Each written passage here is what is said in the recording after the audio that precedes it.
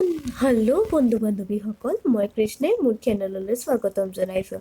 আজি এটি জাৰকালিৰ ৰেচিপি লৈ আহিছোঁ, ওলকবি আৰু ৰৌ মাছৰ জুতি। মই ৰৌ মাছ আৰু ওলকবি কেনেকৈ বনালোঁ আপোনালোকক দেখাব খুজিছোঁ। আপোনালোকে যদি ভিডিঅ'টো চাই ভাল পায় তেনেহ'লে লাইক শ্বেয়াৰ ছাবস্ক্ৰাইব কৰিবলৈ নাপাহৰিব। এয়া মই মাছ কেইপিচমান ভাজি ল'লোঁ। অকলে মই খাবৰ কাৰণে বনাইছিলোঁ কাৰণে কোৱান্টিটিটো অলপমান কমাই ল'লোঁ। আৰু মাছ কেইপিচ ভাজা হোৱাৰ লগে লগে মই একেলগে ওলকবি আৰু আলু এনেকৈ ডাইচ হিচাপত কাটি বইল কৰি ল'লোঁ।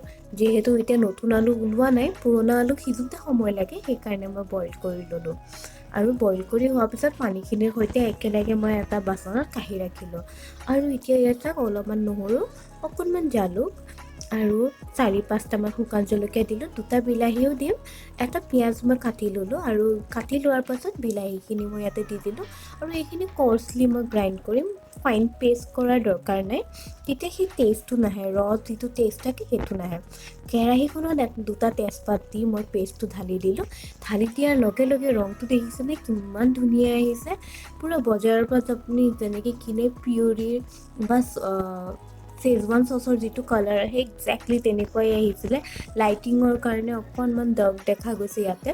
এয়া মই এতিয়া 1 চামুচ নিমখ আৰু 1 চামুচ হালধি দি দিলোঁ। আপোনালোকে নিজৰ সোৱাদ অনুসৰি দিব পাৰে। ইয়াতে আপোনালোকে বেলেগ মছলাও ইউজ কৰিব পাৰে, এনেকুৱা ধৰা বন্ধা একো নিয়ম নাই। কিন্তু মই সাধাৰণতে ঘৰত যিবিলাক খাবলৈ বনাওঁ তাতে বেছি মছলাৰ প্ৰয়োগ নকৰোঁ। নৰ্মেলি যিখিনি দিয়া যায় সেইখিনিয়ে দিওঁ। ইয়াতে মই জিৰাও দিয়া নাই, তথাপিও খাবলৈ খুব বেছি টেষ্টি হৈছিলে। এতিয়া অলপ সময় ভাজাৰ পাছত মই আলু আৰু ওলকবিখিনি অকণ মেছ কৰি দিলোঁ, যাতে তৰকাৰীটো গ্ৰেভিটো ঠিক হয়। আৰু লগতে মই বইল ৱাটাৰ অলপমান 1/2 লিটাৰমান পানী মই ইয়াতে দি দিলোঁ। দি দিয়াৰ পাছত মাছ কেইপিচ মই দি দিলোঁ। দি দিয়াৰ আগতে মই ধনিয়াৰ যিখিনি ঠাৰি থাকে, যিখিনি টান টান অংশ আমি পেলাই দিওঁ সেইখিনি দিলোঁ। সেইখিনিত আপোনাৰ ফ্লেভাৰ যিটো থাকে সেইটো বহুত বেছি থাকে, কিন্তু সেইটো বেছি পৰিমাণত দিব নালাগে, দিলে তিতা হৈ যায়। আৰু লগতে কেইটামান পাত দিলোঁ। পাত দি পেলাই এতিয়া মই তৰকাৰীখন চাওকচোন, ঠাণ্ডা হ'বলৈ থ'লোঁ ধোঁৱাটো যাবৰ কাৰণে। কিমান ধুনীয়া হৈছে, আৰু চিকেনত যেনেকৈ বনাই তৰি ওপৰত উঠি যায় তেনেকৈ উঠিছে। এয়া মই এটা বাতিত প্লেটিং কৰিলোঁ। কি সুন্দৰ হৈছে নহয়নে?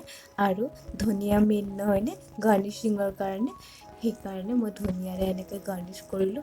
পজিশ্যনটো চাই ল'লোঁ কেমেৰাত কেনেকৈ ভাল লাগে, এনেকৈ ভাল লাগিলে মই পজিশ্যনটো চেঞ্জ কৰি এনেকৈ দিলোঁ। এনেকৈ টেষ্টি ৰেচিপি চাই থাকিবৰ বাবে মোৰ চেনেলটো ছাবস্ক্ৰাইব কৰিবলৈ নাপাহৰিব। থেংকছ ফৰ ৱাচিং।